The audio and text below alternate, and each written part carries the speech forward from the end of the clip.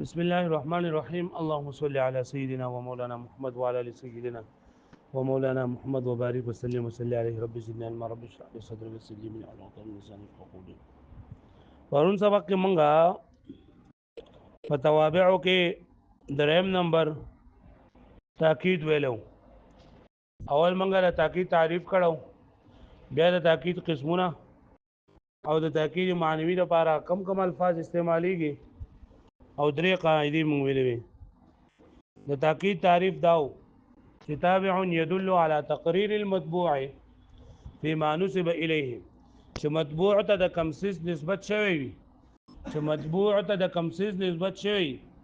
نو دا تاکید دا تابع هغه نسبت لره مضبوطوي. او دویم نمبر چې متبوع ته د کمسیس حکم شوی، متبوع باندې د کمسیس نسبت شوی نو دا حکم خپل ټول افراد ته شاملوي. لکه ته جاءنی زیدون زیدون، نو پدې کې د زید ته دراتلو نسبت شوی دی، د مخاطب په ځای کې دا و چې یاره زید باندې راغلی، کې دې شرط نوکری راغلی، کې دې چې چاته زوی راغلی، نو تاسو سره تاکید راوړو چې جاءنی زیدون زیدون، د زید ته چې د کوم راتلو نسبت شوی دا صحیح دی، دا دغه نه دی، مجازي تور باندې نه دی. او یا د مضبوط چې د کمسیس نسبت شوی هغه ټول افراد پای کې شامل دي. لکه ته جاءنی القوم، زما خواته ټول قوم راغی، قوم راغی، دا چې قوم خو ډیر دی دا خو راتلی نه شي ټولو، کېدای شي اکثر کسان راغلي چې دوی دي چې ټول راغلي، نو تا ورته تاکید راوړو چې جاءنی القوم كلهم، زما خواته دا ټول قوم راغی، ټول بټوله نه دی هغه ختم کو. بیا تاکید په دوو قسم باندې دی، یو تاکید لفظي دی، یو تاکید معنوي دی. تاکید لفظي په تکرار د لفظ اول سره وي چې دا لفظ به مکرر وي، دا بیا عام دی، کله به فعل مکرر وي لکه جاء جاء زید، کله به اسم مکرر وي لکه جاء زید زید، کله به حرف مکرر وي لکه ان زیدا قائم. او تاکید معنوي دا به اوسو الفاظ سره. تاکید لفظي ته لفظي څه کوي چې بدی کې دا لفظ مکرر وي، او تاکید معنوي چې په لفظ کې لري تکرار نه وي بلکې په معنا کې دا مضبوطواله پیدا کوي. او د دې لپاره اته الفاظ دي: نفس، عین، کلا وکلتا، کل، اجمع، اقطع، ابطع، ابصع. په دې کې دا نفس او عین د واحد تسنیه جمع درې وانو ته تاکید لپاره راځي، سره دا صيغه او دا ضمیر د تبدیلینا، یعنی چې واحد جو واحد لپاره با صيغه هم د واحد او ضمیر هم د واحد استعمالو، لکه جاءنی زید نفسه یا جاءنی زید عینه. دویم نمبر چې کله د دې د تسنیه ته تاکید لپاره هم راځي، په تسنیه کې دوه مذهبونه دي، کله به صيغه د جمع او ضمیر د تسنیه وي، او کله صيغه هم د تسنیه او ضمیر هم د تسنیه، لکه جاءنی زیدان انفسهما مل شي، او جاءنی زیدان نفسهما مل شي، جاءنی زیدان اعینهم مل شي اعینهما، او جاءنی زیدان عیناهما مل شي. او د دې نفسون او د عینون په ذریعه سره د جمع تاکید هم راځي، صيغه به پکې جمع راوړي، لکه جاءنی الزیدون انفسهم، جاءنی زیدون اعینهم. د زنانو د پاره مؤنث د پاره هم راځي، جاءنی جاءتنی امراه، جاءتنی هند نفسها نفسها. او دا شانتي جاءتني الهندان انفسهما نفسهما، جاءتني الهندات انفسهن، دا ټول لازم. فقیلا او فقیلتا سره صرف د تسنید موقت راځي، فقیلا سره واحد مذکر تسنیه مذکر او فقیلتا سره تسنیه مؤنث، لکه قام الرجلان كلاهما او قامت المرأتان كلتاهما. بیا کل اجمع اقطع ابطع ابصع، دا 65 ټکي جری دا د واحد او د جمع د تاکید لپاره د تسنیه تاکید لپاره نه راځي. او په دوانو کې فرق دا دی چې په کلن کې به ضمیر بدلیږي او په اجمع اقطع ابطع ابصع کې به صيغه بدلیږي، لکه جاءني القوم كلهم، دلته هم ضمیر تیرندار فکر راغی. یا جاءني جاء اشتريت العبد كله، ما طول غلام واغستو، اشتريت العبد كله. او بری اجمع اقطع ابطع ابصع بری کې بس صيغه بدلیږي، ضمیر به پکې نه بدلیږي. بیا د دې بعد درې قاعده وي. نمبر 1 قاعده دا و چې کله ته د ضمیر مرفوع متصل تاکید تر اوړي په نفسونو او په عینون سره، نو دې لپاره ضروری ده چې د ضمیر مرفوع متصل بل اول تاکید راوړي په ضمیر مرفوع منفصل سره، او بیا به ورستو بګی دا لګي. د دې وجه دا ده چې دا نفسن او عینن په عام طور باندې دا په ترکیب کې فاعل واقع کیږي نو چې کله ته دې په منځ کې ضمیر راوړي ضمیر مرفوع منفصل نو دا فاعل سره التباس ختميږي دا فاعل سره التباس ختميږي دویم نمبر قاعده دا وا چې په کلن اجمعو په کلن او په اجمعو سره دا هغه سیس تاکید راوړل کیږي کم سیس چې جدا جدا کیږي کم سیس چې جاغه حصي کیږي بیا دا جدا جدا کېدل او حصي کېدل یا به حسن وي او یا به مانن وي حسن لکه جاء القوم كلهم نو قوم چې دا جدا جدا کېږي چې څنګه هر حرف د جدا جدا دي او یا به کې معنوي تور باندې پدې کې دین دا تفریق راځي لکه د اشتریت العبد كله ما ټول غلام واغسو دغه نیم غلام واغستل کېږي درې مې سیم واغستل کېږي د دوو کسانو غلام یې هغه واغستل کېږي د پنځو کسانو په جمع هم واغستل کېږي او بیا چې اقطع ابطع ابصع د دې جدا خپل معنی نشته بلکې دا چې کله هم استعماليږي نو دا به د اجمعون رسو استعماليږي په اجمعون باندې مخکې کېدم نشي او د اجمعون علاوه راتلم نشي پوه دا خبرې زموږ تیر شوې پس نن سبا کې منګه بدل وایو په توابعو کې سلورم نمبر چې نه هغه بدل له بدل تابع ينسب اليه ما نسب الى متبوعه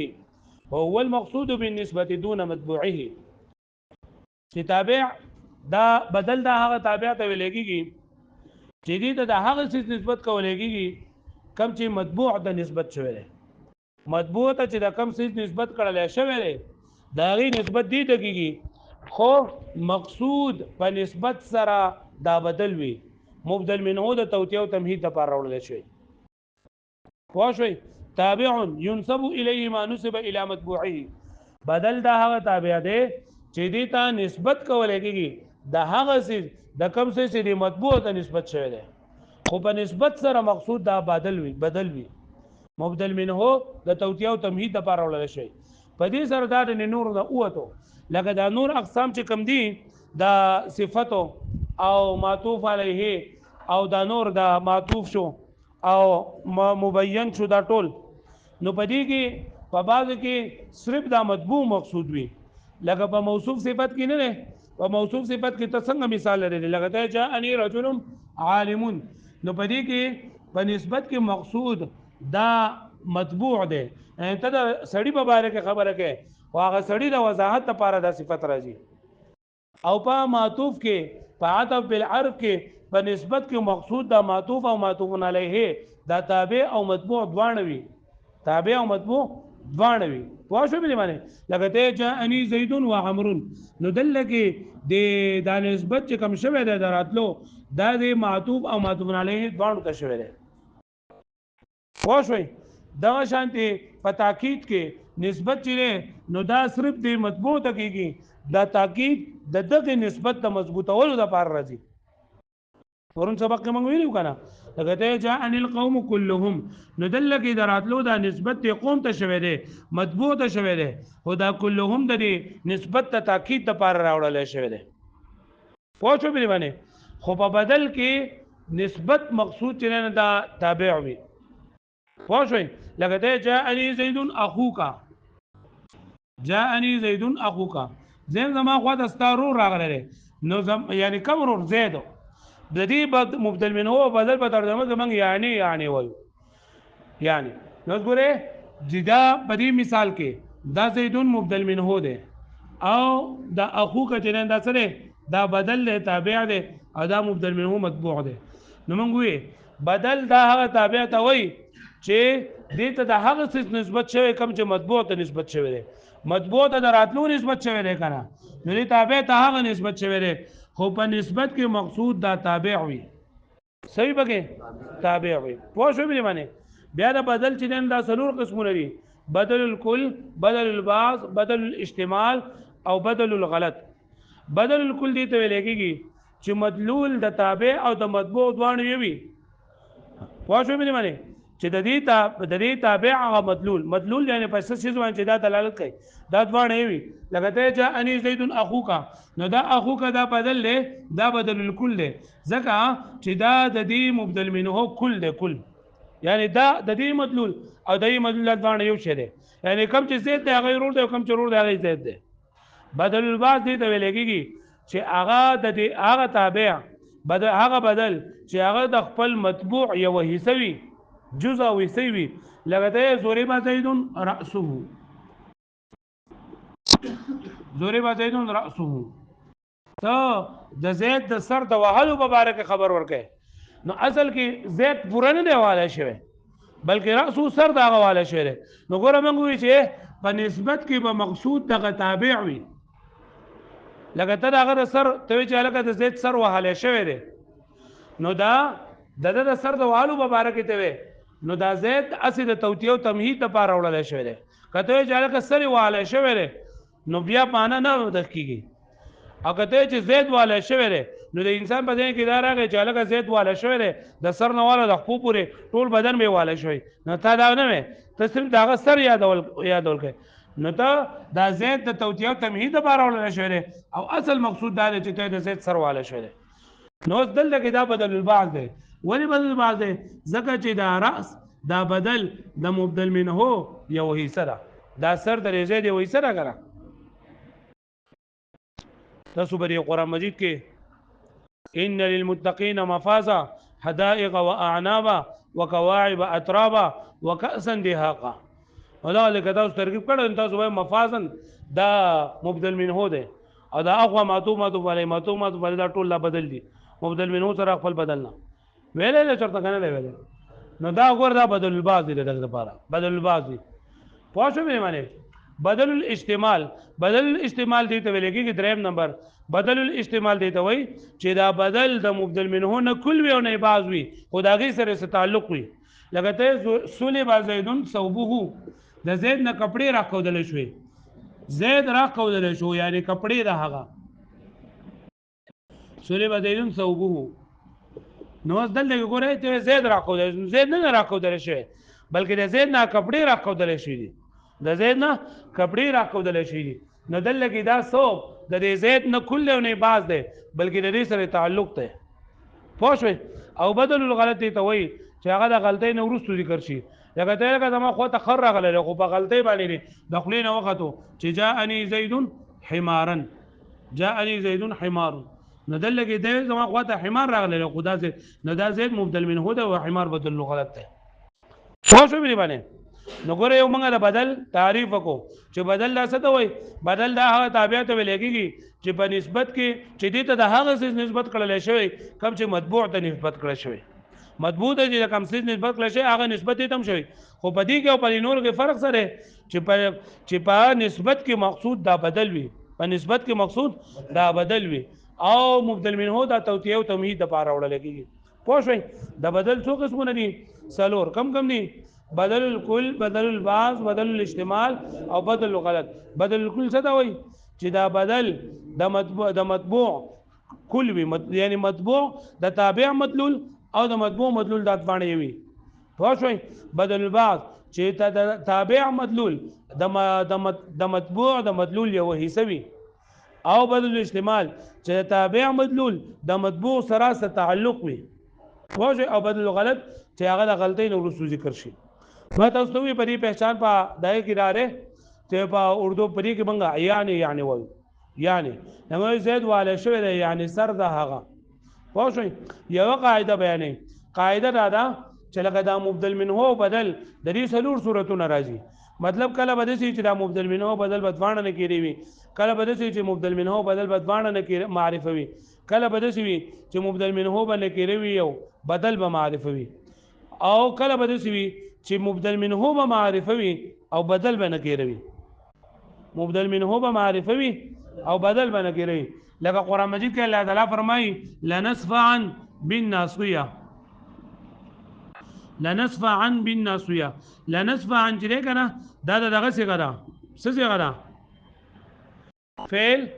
مستقبل معلوم مؤکد بعلم تاکید بانون تاکید خفیفه لنصفعا داسې دی لنصفعا لاصفعا لنصفعا داسې دی لنصفعا په دې کې خلک چې دی نه دا خلک راګیرئ چې هلکه لنصفعا د څه صیغه ده نو یو صیغه نه ده دا خو اسم دی ولې اسم دی ځکه چې په شروع کې په اخره کې تنوین نه راغلی په فعل باندې خو تنوین نه راځي نو دا قانون تاکید خفیفه دی خو لیکلی شوی داسې دی لنسفعا بالناصيه خامخه ضرور به ضرور من به ونیسو دا کافران د وچولینا ناصیه کاذبه خاطئه داسې وچولې چې دروغجن دی او خطاکار دی. وس دلته کې دا ناصیتین الناصیه دا مبدل منه دی او بدل ناصیتین چې دا بدل له قاعده دا ومغوله چې کله مبدل منه معرفه وي او بدل لګیروي کله مبدل منه معرفه وي او بدل لګیروي نو د دقه بدل د پاره صفت راوړل ضروری دي. دغه بدل د پاره صفت راوړل ضروری دي. لکه ګوره دا الناصیه را مبدل منه ده کنه او ناصیتین دا سره بدل له نو دلته مبدل منه معرفه ده او بدل نکره ده نو دې نکره لپاره صفت راوړل ضروری راوړل شي دي. کاذبه خاطئه ترکیب موږ څنګه کوو الناصیه مبدل منه ناصیه موصوف کاذبه صفت اول خاطئه صفت ثانی موصوف سره خپلوانو صفتون نه بدل. وس دا ولې وزکه کنه چې موږ دا خبره مخ وکړه چې په نسبت کې مقصود دا بدل وي په نسبت کې مقصود